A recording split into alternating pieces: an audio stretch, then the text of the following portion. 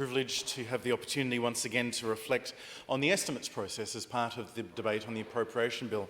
I thank those ministers who I had the opportunity to question for their courtesy and diligence in answering questions when they did so, and condemn them obviously for those occasions when they chose not to. I think the ratio wasn't too bad this year, if I'm being fair. But I had time in the 20 minutes allocated to go through each of the portfolios that I was interested in. I identify some particularly interesting aspects. The Premier's indication that the government has yet not worked out what it's doing in relation to the Takari project, for example, a $200 million project that was underway when this government was elected, was put on pause, was reviewed, and has now been kicked down the road 2 years while they work out whether they can afford to do what they might want to do instead of what they were going to do when they came into government. We await, sir, as do many South Australians. I found very interesting the Minister for Arts' estimates process, 5 days before the end of last financial year, at that point being uncertain as to whether the Adelaide Festival had a deficit in its budget, whether it had met its targets or not, and we still await that information a couple of months into the new financial year. I look forward to the Minister for Arts at some stage coming back with a response on that matter. The Minister for Higher Education, the Deputy Premier, we had discussions about a range of things, including and in particular the impact of the federal government's decision to place caps and restrict international students, and the impact that that will have on our new university. I remind members, the business case for the new university, which was a core element of the government's plan for South Australia's economic future, is based very fundamentally on a massive increase by 5,000 to 7,000 international students over and above the current combined international student numbers at the Adelaide University and the University of South Australia. There are also, of course, economic impacts of the increased research that is designed to take place, but the economic underpinnings of the business case to enable that extra research to take place also rely on 5,000 to 7,000 extra international students. As the Deputy Premier has admitted, and I think the Premier has admitted too, there are real concerns about the federal government's proposed new direction in reducing the number of international students in Australia. And until and unless we have certainty that the international student numbers that the University of Adelaide, or rather Adelaide University as it is to be called, are able to take are indeed reflective of that proposed 5,000 to 7,000 net increase, then the entire business case is under threat. And this is a real and present concern for South Australia as a whole. This project is too big to fail. Despite our misgivings and concerns and reservations, once it was clear that the legislation would pass, we did commit our support to it with our vote, because this is a combined effort of South Australians that has to succeed. The potential catastrophic consequences, if it were to fail, are going to be generational in the way that the State Bank disaster was generational. So we want to work together to help make it succeed. I hope that the Deputy Premier will take on board our offer of bipartisan support in approaching the Commonwealth. At the moment, any failure of the Commonwealth to deliver in this is the failure of the Labor Party alone. The government has not seen fit to take that up. We hope that the Commonwealth will see reason and allow our South Australian universities, not just the new university, but also Flinders University, which is on track to become one of Australia's top 10 universities by virtue of rankings. They both need increases in international students for us to deliver that outcome. We had a good discussion about that in estimates, and I thank the Deputy Premier for her thoughtful engagement on the issue, and I hope that she will take us up on our offer of bipartisan support in tackling the Federal Labor Party on their dreadful failures. And of course, I had the opportunity to engage with the Minister for Multicultural Affairs and Tourism on behalf of our Shadow Minister, the Honourable Jing Lee. A highlight from that process was a clarification on the definition of what engagement one needs to have with the music of Taylor Swift to be called a Swiftie, as opposed to Swiftie adjacent. And I'm sure that the Minister for Tourism and Multicultural Affairs estimates process will be something that many people will not forget any day soon, sir. The majority of my last Wednesday of the estimates, and indeed the entirety of the sitting that day, was with the Minister for Education, Training and Skills. and so it is in the remaining time I'll reflect on some of the work we did in that time, particularly reflecting on school education, and if I have time, early childhood. There'll be other opportunities to talk about training and skills. So many members would be in receipt of some documents from Catholic Education, and I want to start on this issue. The federal government has taken $15 million from South Australia's students and young people. I'm sure that the Treasurer and the Minister for Education will be acutely aware of this, but for the benefit of the House, I will explain. The Federal Labor Party, in late 2022, indicated that it will cease what had been its operation for many years, certainly since the institution of the Federal Education Act, of funding every student in our schools to 80% of the student resource standard for non-government schools, less parents' capacity to pay, and indeed 20% of the student resource standard for public schools.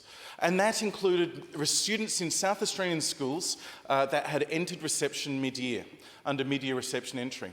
A long-standing practice in many South Australian schools, which indeed has been reintroduced for public schools by this government after the former Labor government withdrew that opportunity about a decade ago. Now, these students who are in the mid-year reception entry, these are students who turn 5 after the 1st of May in the year that their cohort born before the 1st of May would be entering reception. In South Australian non-government schools particularly, and now public schools as well, those students get an extra 6 months of reception. And that has been proceeding in Catholic schools and a range of independent schools for an extended period of time, and now in our public school system as well. And they have been counted as their compatriots in reception to Year 12, as students in the Gonski model applied accordingly. Those students, sir, deserve to be supported for their education. Those schools provide that opportunity. It is beneficial to the students.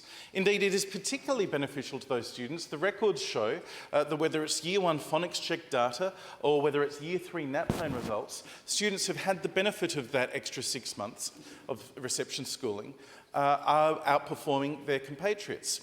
This was an election policy the government, the Labor Party, took to the last state election to extend that to public schools, and it's been popular. I note that in the estimates process, we identified that the cost for state government schools was $29 million a year, which is approximately $22 million a year more than Labor said it would cost. But nevertheless, I'm actually not going to focus my criticism on state Labor for having a budget blowout. It is clearly a benefit to those students, and the Liberal Party will support it continuing in the years ahead. It was a close-run thing. We were certainly considering implementing it ourselves. We ultimately didn't do it, and the Labor government did. That's fine. That's good. Those students will benefit, as students in non-government schools did too. But $15 million from the federal government, $15 million from the federal government is what Treasury and the Education Department was counting on to support students in government schools and students in non-government schools in South Australia, and the federal government has now chosen not to proceed. They gave 1 year's grace. So in late 2022, they said, oh, okay, there's a couple of months to go, so we'll fund them in 2023. But this year, 2024, these students are not funded. The state government can make up the shortfall in the public schools, that shortfall being in the order of $7 million. $7 million extra that the state government is having to come up with because the federal government is not paying for their share. For non-government schools, in estimates we explored, and we don't have the exact number, but from what I can tell, there's $2 million that the state government continues to provide to non-government schools for these students. The federal government's share would therefore be in the order of about $8 million a year that is not being paid by the federal government to our non-government schools. Now, most of this money is not going to wealthy or schools that might be considered elite. Most of this money is indeed going to the lower SES non-government schools with mid-year reception programs. Schools in the Catholic education system, small parish country Catholic schools with a mid-year reception program now getting no federal government funding to support those parents who are either going to have to pay for that through increased fees in those schools, or alternatively, if the federal government maintains their position of refusing to pay for these students' entitlements, through the rest of the school students receiving less, so that some support can be given to these mid-year reception entry students. Or potentially, worst of all, some schools may have to make the decision to withdraw this program. So those small Catholic parish schools will suffer. The other group of students who will really suffer are those students in low SES non-government schools, independent schools, who don't even have the backing of a broader system, such as Catholic Ed does, to back them up. Those schools may be low fee, maybe $1,000 or $2,000 fee schools, and the majority of their funding actually comes through the federal government subsidy for those low SES non-government schools. We're not talking about schools that have the capacity to bring in extra parental funding. Schools such as that where the Deputy Speaker was formerly the business manager, serving communities with very low fees, and indeed the Gonski model recognises that. But the way the federal government is applying the Gonski model, it won't recognise that. These schools will be left high and dry, and worst of all, these students will be left high and dry. Now, the Minister says that they're still in negotiations with the Commonwealth, and he said in estimates that the outcomes of those negotiations are yet to be finalised. But I think that the state government needs to do more. I think that the state government needs to unambiguously come out again and urge the federal government to change their tune. To be clear, it's not even as if there's a good reason why they're not doing this. It's the Catholic Education document on mid-year reception South Australian funding says the withdrawal of Commonwealth funding makes no sense. And I'll quote from the Catholic Ed document, it bears reading. The withdrawal of funding will put financial pressure on schools committed to educating this student cohort, and it makes no sense as to why children in a school setting are now not being funded. The only rationale being offered for the funding backflip is to save the Commonwealth government money. Yet children not in schools are likely to be in childcare. And as they go on to say, any saving the Commonwealth makes from abolishing mid-year intake funding will be far outweighed by the much larger cost of providing childcare subsidies. They're right. Now, this is a uniquely South Australian issue because for whatever accident of circumstance and history, schools in other jurisdictions have not traditionally offered a mid-year intake. But maybe they should consider it. And maybe the Commonwealth Parliament should consider encouraging them to do so. The statistics speak for themselves. The Commonwealth Government has now actually got on board with policy that was controversial when we promised it in 2017 of having a Year 1 phonics check around the place, around every school in Australia in the years ahead. Year 1 phonics check results show that students who've done the extra 6 months benefit from that, as do Year 3 NAPLAN results, so it's in their educational interest. But it would also save the Commonwealth Government an enormous amount of money in their social services and childcare budget if they are no longer having to provide childcare subsidies for that 6 months before students are entering school or indeed preschool. And if that goes into the education budget instead, there's better outcomes for everybody. This is $15 million that the federal Labor government has taken from South Australian students, and South Australian students deserve better. We need more work from the Labor Party here in South Australia to get their federal colleagues to reverse this terrible decision. Just highlight one other issue that relates to this. The state Labor government is spending $29 million a year to deliver the mid-year entry program for public school students. Now, as identified just then, the Commonwealth is not recognising these students in terms of the Education Act and the Gonski allocation. I asked a question of the Minister for Education as to whether these students, and indeed this $29 million we're spending on these students, is counted towards our Gonski allocation, towards what is required by the state government to be spent on public schooling to meet our obligations under the Education Act. The Minister took it on notice. I look forward to his response coming in due course. But of course, if it is not counted, if it is not entitled to be counted towards our Gonski allocation, and we have been using it in identifying as part of our Gonski allocation to the board that assesses whether we are meeting our responsibilities, then it may indicate that we do need to spend some extra money in our public schooling system as well. I look forward to more information on that in due course. A couple of other matters, and we're going to have to take some time in other speeches to go through all of the workforce issues that the government has in education. There was one particularly interesting contract payment, which I'm looking forward to receiving more information on in due course. The state government spent $200,000 in the last year report in the Education Department's annual report, $200,717 to PricewaterhouseCoopers, payment for what was described as professional services for machinery of government transition support. The Minister for Education advised that this was to assist in moving skills into the Education Department under machinery of government. And I asked some questions about whether there were other transition costs and other contracts provided towards that machinery of government change. And the Minister's going to get back to us in due course, I expect. And I asked what services were provided for that $200,000. It's not a small sum of money. There's a range of schools and preschools around South Australia, a range of communities and councils around South Australia that would love to have $200,000 to spend on a useful project.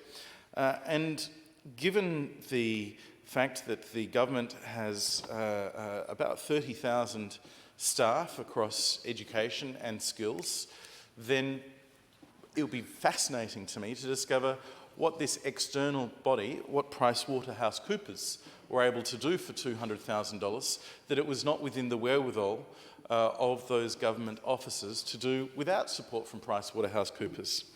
I'm hoping that the Minister comes back. He took the question on notice, which is not unreasonable, assuming that they weren't shifting desks, assuming that they weren't designing a new letterhead or logo for people. Fascinating, I am sure, to find out exactly what they've done with that money. I look forward to that detail, and I hope that that response has a great deal of detail.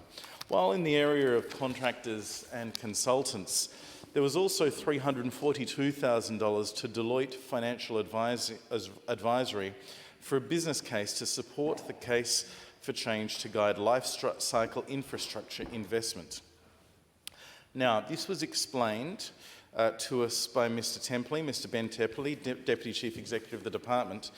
He said that work formed a component of the 20-year infrastructure plan.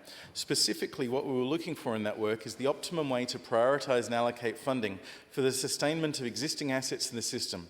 The 20-year infrastructure plan identifies investments for new facilities where there are demographic changes and capacity increases required. One of the other components is the notion of sustaining investment in infrastructure, and that is the money we invest in schools to renew and replace existing buildings and infrastructure in schools. This work was to assist us with that.